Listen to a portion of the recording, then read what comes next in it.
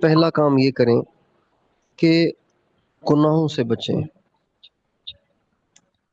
گناہوں سے بچیں گے تو چلتے رہیں گے، گناہوں میں مبتلا ہوں گے تو جھڑ جائیں گے، اور طبیعت میں علم دین کو پڑھنے سے بیزاری اور بے دلی اور بے سکونی اور بے چینی پیدا ہو جائے گی. اور بہانہ کیا ہوگا؟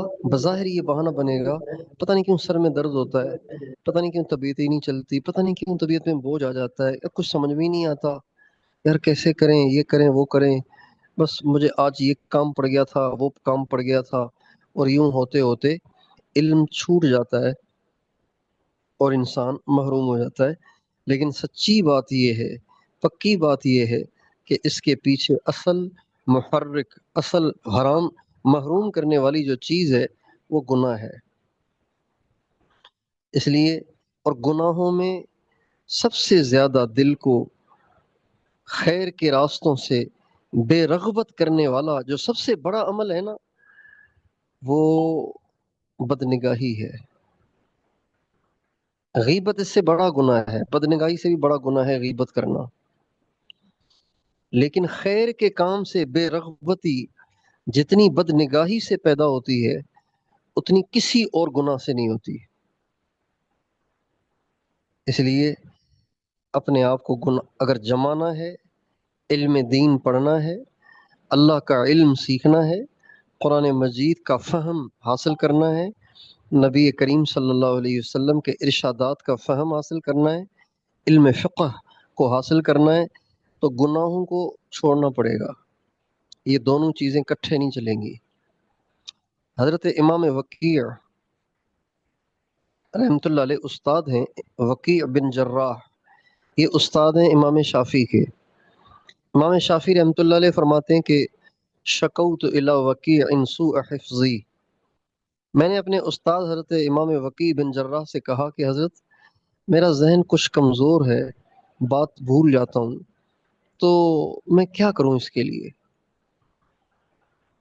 بعض دفعہ بات سمجھ نہیں آتی، بعض دفعہ بات یاد نہیں رہتی. تو فرماتے ہیں کہ شکوت الی وکیع سوء حفظی فاوصانی الی ترک المعاصی، انہوں نے مجھے کہا بیٹا گناہ چھوڑ دو، گناہ چھوڑ دو. اب یہ بات ہے دوسری صدی کی، صحابہ کو ابھی 100 سال بھی نہیں ہوئے دنیا سے گئے ہوئے.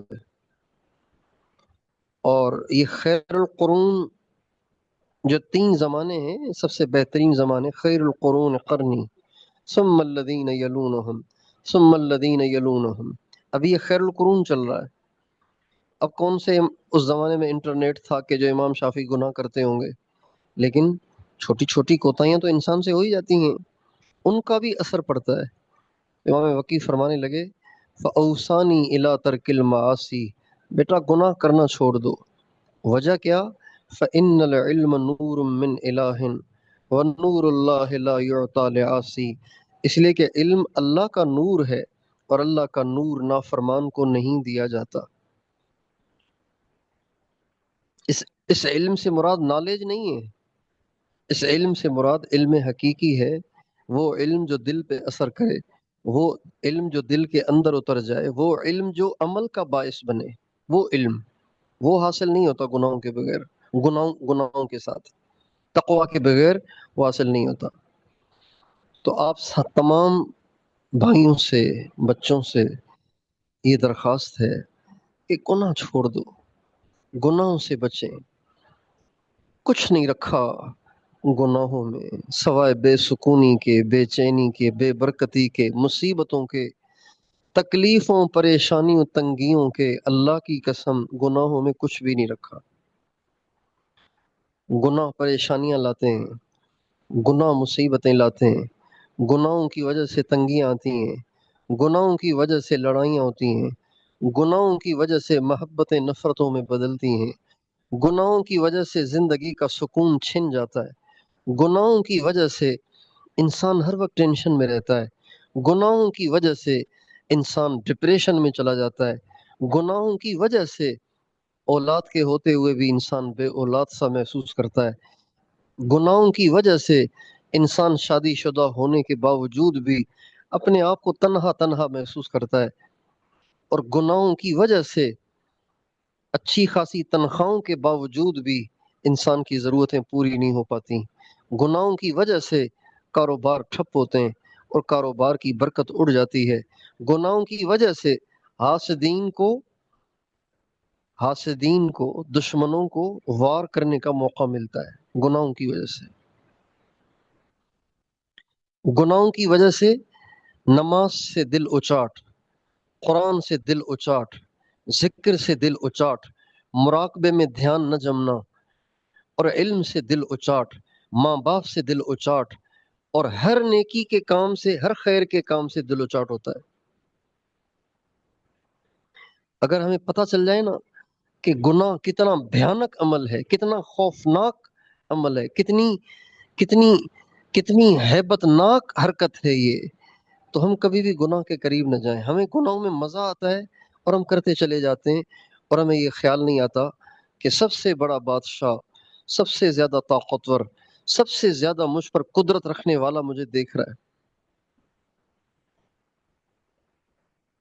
سب سے زیادہ قدرت رکھنے والا مجھے دیکھ رہا ہے۔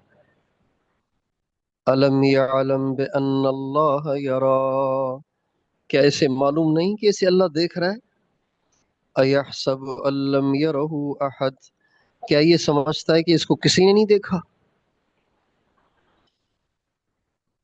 بہت خوفناک حرکت ہے اللہ کی نافرمانی کرنا۔ اللہ نے جس سے روکا ہے اس کو کر رہے ہیں، کیا کر رہے ہیں یہ ہم؟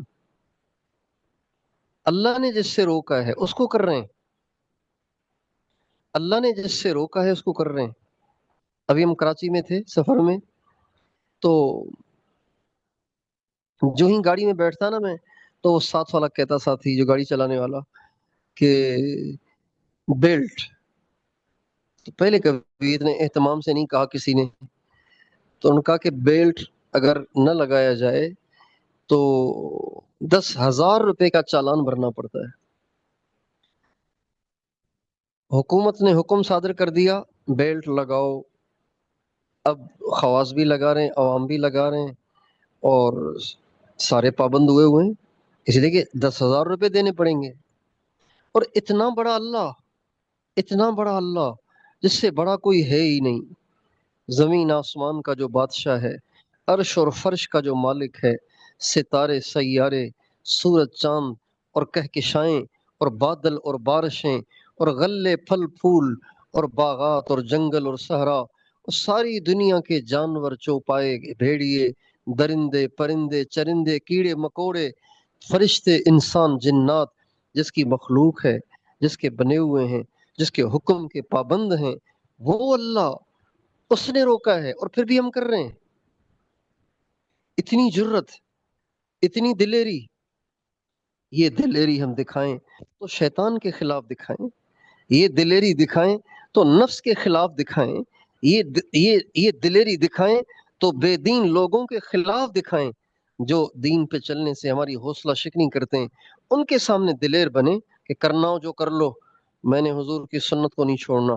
یہاں دلیری دکھانے کا موقع ہے، یہ دلیری دکھانے کا میدان ہے۔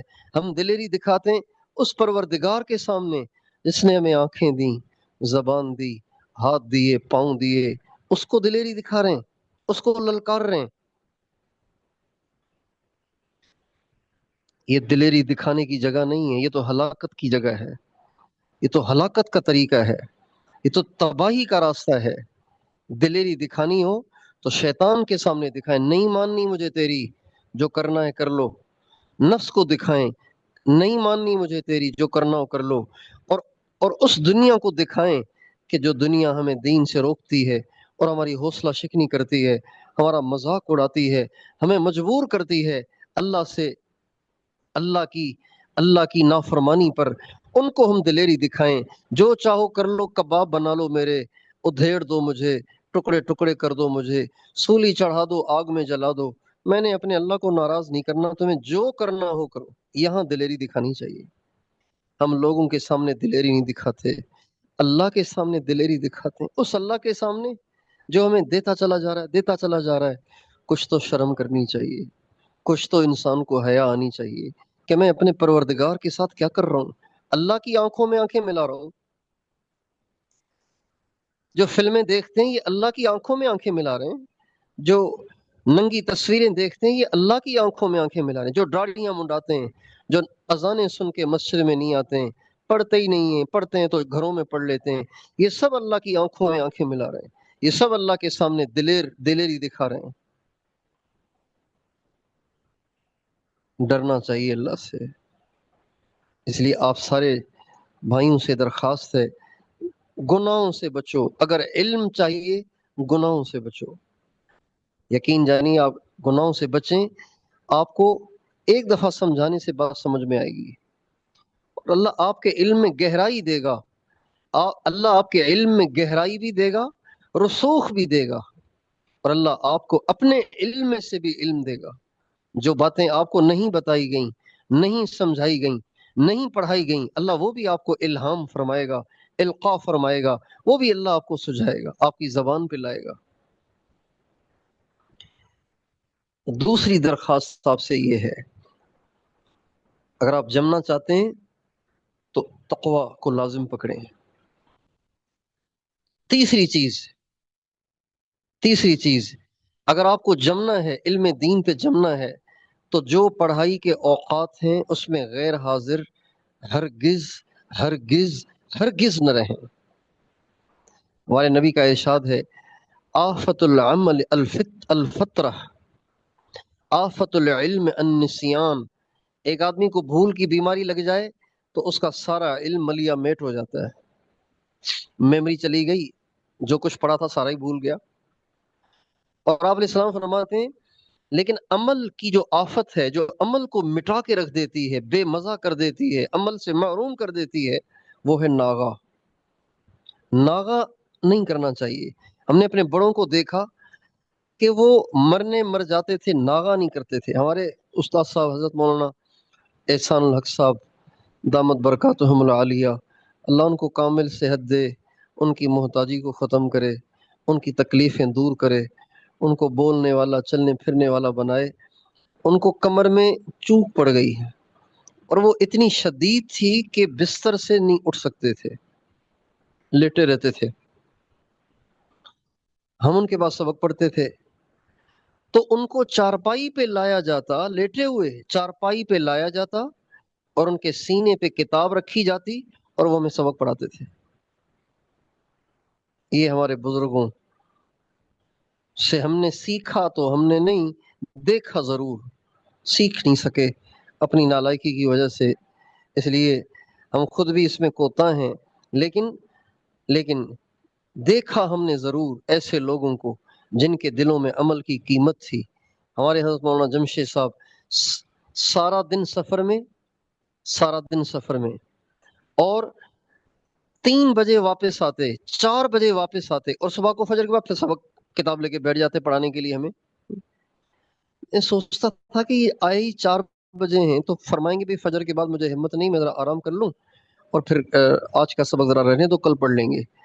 وہ دوبارہ پہنچ جاتے سبق پڑھانے کے لیے، فجر کے فوراً بعد دوبارہ پہنچ جاتے، ناغا نہیں کرتے تھے. اگر آپ کو علم پر استقامت چاہیے تو آپ سے درخواست ہے، ناغے سے بچو، سبق میں حاضری مضبوط کرو، سبق میں ناغا مت کرو. یہ نہ سوچو کہ ریکارڈنگ مل جائے گی پڑھ لیں گے، اسی سے سن لیں گے. نہیں، علم کے لیے صحبت بھی ضروری ہے. حضرت خضر علیہ السلام سے موسیٰ علیہ السلام نے یہ نہیں کہا کہ مجھے آپ کا علم چاہیے، بلکہ فرمایا هل اتبعک الا ان تعلمن مما علمت رشدا، کیا میں آپ کے ساتھ ساتھ رہوں تاکہ آپ کا علم سیکھ سکوں، ساتھ ساتھ رہوں آپ کے تاکہ علم سیکھ سکوں آپ کے. تو اصل بات تو یہ تھی کہ سارے دنیا کے کام کاج آگے پیچھے کر کے ہم بھی آ کے استادوں کے پاس پڑھ جاتے، ان کے پاس رہ کے پڑھتے.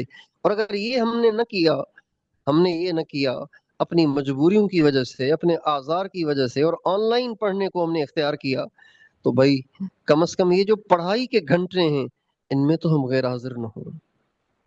ان میں بھی اگر ہم غیر حاضر ہیں اس کا مطلب ہے ہمیں علم نہیں چاہیے، ہم علم کے طالب نہیں ہیں، طالب علم نہیں ہیں ہم ہم طالب دنیا ہیں.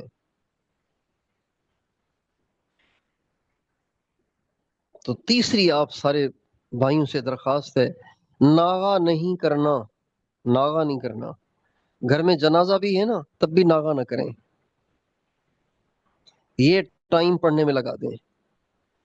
دنیا میں بہت لوگ ہیں ایسے جو دنیا کے کاموں میں اتنے پابند ہیں کہ وہ ناغا نہیں کرتے. کچھ بھی ہو جائے، آندھی ہو، بارش ہو، جنازہ ہو یا شادی ہو، وہ ناغا نہیں کرتے. ناغا نہیں کرتے. ہمارے حضرت شیخ الاسلام، شیخ العرب والعجم، حضرت مولانا سید حسین احمد صاحب مدنی نور اللہ مرقدہ، انگریز کے خلاف ان کی جد و جہد تھی. تو کبھی ادھر جلسہ، کبھی ادھر جلسہ، کبھی اس علاقے میں، کبھی اس علاقے میں. 12 بجے رات کو واپس آتے. مولانا جمشید صاحب ہمارے سناتے تھے چونکہ وہ ان کے شاگرد تھے. فرماتے تھے 12 بجے رات کو آتے، فرماتے لڑکوں کو بلاؤ، طلبا کو بلاؤ. چنانچہ طلبا کو بلایا جاتا اور سبق 12 بجے رات کو بیٹھ کے سبق پڑھاتے. اور ہمیں بھی اللہ نے ایسے ہی استاد دیے جن کے ہاں معافی نہیں تھی، سبق کی معافی نہیں تھی ان کے ہاں. وہ لیٹ کے بھی پڑھا لیتے تھے، کروٹ کے بل بھی پڑھا لیتے تھے، بیماری میں پڑھا لیتے تھے. اور کوئی دین کا بڑا تقاضا آ گیا تو اس میں لگ گئے، اگلے وقت میں پڑھا لیا. چھٹی نہیں ہوتی تھی ان کے ہاں. مکتب عشق کے انداز نرالے دیکھے، اس کو چھٹی نہ ملی جس نے سبق یاد کیا. تو ہمارے بزرگوں کا طریقہ یہی ہے کہ چھٹی کی بھی چھٹی، چھٹی کی بھی چھٹی. ہمارے بزرگوں نے چھٹی کو بھی چھٹی دی ہوئی تھی. مولانا جمشید صاحب ہمارے تھکے ہوئے تھے سفر کے، تو نماز میں ابھی 7-8 منٹ سے میں نے کہا جی 5 منٹ لیٹ جائیں. چونکہ مولانا کی نیند ایسی تھی، 5 منٹ، 4 منٹ، 3 منٹ میں ماشاءاللہ وہ گہری نیند کر لیتے تھے. تکیے پہ سر لگتے لگتے ان کو خراٹے شروع ہو جاتے تھے، نیند شروع ہو جاتی تھی. خراٹے زیادہ نہیں لیتے تھے لیکن تکیے پہ سر رکھتے رکھتے ان کو نیند آ جاتی تھی. اور پھر جو ٹائم مقرر کرتے 4 منٹ، اس حاجت سے فرماتے بھائی 5 منٹ کے بعد جگا دینا، 3 منٹ کے بعد جگا دینا، کبھی فرماتے 4 منٹ کے بعد جگا دینا. اور اکثر جگانے کی نوبت نہیں آتی تھی، اکثر جگانے کی نوبت نہیں آتی تھی. 4 منٹ اور 2 منٹ، 3 منٹ، 6 منٹ جو بھی کہتے، این اس وقت خود ہی اٹھ کے بیٹھ جاتے تھے اور گہری نیند کر کے ایسی آنکھیں لال ہوتی تھی جیسے پتہ نہیں کتنے گھنٹے سوئے ہیں. تو وہ تشریف لائے تو میں نے کہا آپ 5 منٹ آرام کر لیں، 2 منٹ میں نماز کی تیاری کر کے نماز پڑھ لیجئے. تو فرمانے لگے کہ ارے بھائی آرام تو قبر میں ہوگا، آرام تو قبر میں ہوگا. تو اس لیے ناغا نہیں کرنا چاہیے، ناغا نہیں کرنا. کچھ بھی ہو جائے کیا ہوگا، آپ کو کوئی خوشی قربان کرنی پڑے گی، کوئی غمی قربان کرنی پڑے گی، کسی تقریب میں شرکت قربان کرنی پڑے گی. تو آپ تو حضور والے علم کے طالب ہیں، تو یہ چیزیں قربان کرنا کون سا مسئلہ ہے. حضرت مولانا جمشید صاحب فرماتے تھے کہ دارالعلوم میں، انڈیا میں، وہاں جب پڑھتے تھے تو وہاں پہ ایک طالب علم آیا پڑھنے کے لیے. اور تو وہاں خطوط آتے تھے. اب خطوط بھی پہنچتے تھے کوئی مہینے کے بعد، کوئی 20 دن کے بعد، کوئی 2 مہینے کے بعد خطوط آتے. ایک طالب علم نے یہ طے کر لیا کہ میں نے خطوط پڑھنا ہی نہیں ہے، پڑھوں گا تو متاثر ہو جاؤں گا، لہذا میں نے پڑھنا ہی نہیں ہے. 8-9 سال پڑھائی کی اور سارے خطوط ایک مٹکے میں جمع کرتے رہے. اور جب فارغ ہوئے تو مٹکا کھولا، ایک خط فلاں مر گیا، دوسرا خط فلاں کے یہاں لڑکا ہوا، تیسرا خط فلاں کی شادی ہو گئی، چوتھا خط یہ ہو گیا اور وہ ہو گیا. یہ سارے خطوط فراغت کے بعد بیٹھ کے پڑھے اور کسی کے لیے انا للہ پڑھتے گئے، کسی کے لیے بارک اللہ پڑھتے گئے. تو طالب علم تو ایسے ہوتے ہیں. اگر آپ علم کے طالب ہیں، یعنی طالب علم ہیں، تو پھر آپ کو یہ طے کرنا پڑے گا کہ میں نے ناغا نہیں کرنا. اور اگر کوئی ایمرجنسی آ گئی ہے نا، ایمرجنسی آ گئی ہے، ایمرجنسی آ گئی ہے تو چھٹی لے لیں. دفتر والے چھٹی نہیں لیتے، ملازم چھٹی نہیں لیتے. اتنی لاپرواہی علم دین ہی کے ساتھ برتنی چاہیے کہ علم دین پڑھ رہے ہیں اور کوئی چھٹی نہیں، اور کبھی اتنے غائب، کبھی اتنے غائب، کبھی اتنے غائب، کبھی اتنے غائب. یہ علم کی ناقدری ہے. اس کی وجہ سے پھر علم کے راستے پہ آدمی چل نہیں پاتا، علم چھوٹ جاتا ہے. یہ دوسری چیز. تیسری چیز، چوتھی چیز یہ ہے کہ جو آپ کو پڑھایا جائے اس کی دہرائی کے لیے آپ ٹائم نکالا کریں، ضرور نکالیں. ورنہ صرف اس گھنٹے میں جو آپ نے سننا، کوئی آپ امام بخاری تو ہے نہیں کہ جو آپ سنتے جائیں وہ ازبر ہوتا جائے. اس کے لیے آپ کو الگ سے ٹائم نکالنا چاہیے. دیکھیں، عالم کا کورس ہے 8 سالہ، اور وہ 8 سال بھی مدرسے میں رہ کر آپ دے رہے ہیں 3 گھنٹے، اور وہ بھی شکل دیکھے بغیر دور دراز بیٹھ کے. اب اس میں بھی اگر آپ اور کنسیکشن کرتے جائیں گے، اور کمی کرتے جائیں گے، اور کمی کرتے جائیں گے، تو پھر پڑھ کیا پائیں گے؟ کچھ بھی نہیں پڑھ پائیں گے. ٹائم ضائع کریں گے پھر خام خواہ کا. اس لیے جو آپ پڑھیں اس کی دہرائی کے لیے بھی کچھ ٹائم نکالیں کہ میں نے آج کیا پڑھا ہے. اور پھر اس میں جو بات سمجھ میں نہ آئے دہرائی میں، تو وہ پھر پوچھا کریں، وہ اپنے پاس نوٹ کریں. کوئی ڈائری رکھیں، کوئی کاغذ رکھیں، کوئی گتا رکھیں، اس پہ کاغذ کا ایک دستہ لگائیں، اور وہ چیزیں فلاں تاریخ پہ فلاں باتیں مجھے سمجھ میں نہیں آئی تھیں، کل سبق میں یہ باتیں میں نے پوچھنی ہیں. یا کسی استاد سے فون پہ رابطہ ہے تو ان سے فون کر کے پوچھ لیں کہ استاد جی مجھے یہ بات سمجھ میں نہیں آ رہی. اور سبق میں بھی کوشش کریں سمجھنے کی، سبق میں بھی سمجھنے کی کوشش کریں. سبق کے دوران کوئی بات سمجھ میں نہ آ رہی ہو تو پوچھیں، اور پھر اور سمجھیں، اور پھر وہاں سے سبق ختم کریں. تو دہرائی کے لیے ضرور ٹائم نکالیں. یہ ہو گئی 4 باتیں. 5ویں بات یہ کہ با ادب بنے، استادوں کا ادب کریں، بہت ادب سے استاد صاحب سے بات کریں. کتابوں کا ادب کریں، کتابوں کا ادب کریں، قلم کا ادب کریں، کاغذ کا ادب کریں. یہ سارے علم کے ذرائع ہیں. جتنا آپ ان کا ادب کریں گے اتنا زیادہ آپ کے علم میں برکت ہوگی. اللہ تعالیٰ آپ کو اپنے علم میں سے علم عطا فرمائیں گے. میں تو اپنے دارالاحسان میں جو یہاں بیٹھے ہوئے ہیں ان کے لیے بھی، جو آن لائن پڑھتے ہیں وہ بھی، ان سب کے لیے بہت دعائیں کرتا ہوں. اور ہمارے یہاں چونکہ نقش بندی حضرات کے ہاں توجہ بھی بہت استعمال ہوتی ہے، تو توجہ بھی کرتا ہوں. اور جو اس بات کی طرف دھیان رکھے گا اس کو محسوس ہوگا کہ واقعی ہمارے دل میں جیسے نور آتا ہے، ہماری کیفیت میں تبدیلی آتی ہے، اور ہماری زندگی سے آہستہ آہستہ گناہ کم ہو رہے ہیں، اور اللہ کی طرف دھیان بڑھ رہا ہے، نماز میں مزہ آ رہا ہے. یہ سب چیزیں جو دھیان رکھے گا اس کو یہ محسوس ہوں گی. اس لیے آپ سب سے درخواست ہے کہ آپ ان تمام باتوں کا اہتمام کریں، اور اس میں بالکل کوتاہی نہ برتیں، اور خوب شوق ذوق سے پڑھیں، اور رو رو کے اللہ تعالیٰ سے مانگیں سنجیدگی سے، یا اللہ میں نے آپ کا علم پڑھنا شروع کیا ہے، اے رب، اے رب کریم تو میری مدد کر، میرے لیے آسان کر. ہمت نہیں ہارنی، اللہ سے رو رو کے مانگنا ہے، اور چلنا ہے، اور چلنا ہے، اور خوب اس میں محنت اور کوشش کرنی ہے. اس کے لیے اپنی ضروریات کو، کام کاج کو آگے پیچھے کرنا پڑے تو کر لیں. میری دعا ہے اللہ تعالیٰ آپ سب کو علماء ربانیین میں سے بنائے، علماء راسخین میں سے بنائے، اور اللہ تعالیٰ آپ کو علم میں بھی مضبوطی دے اور عمل میں بھی مضبوطی دے. وآخر دعوانا ان الحمد للہ رب العالمین.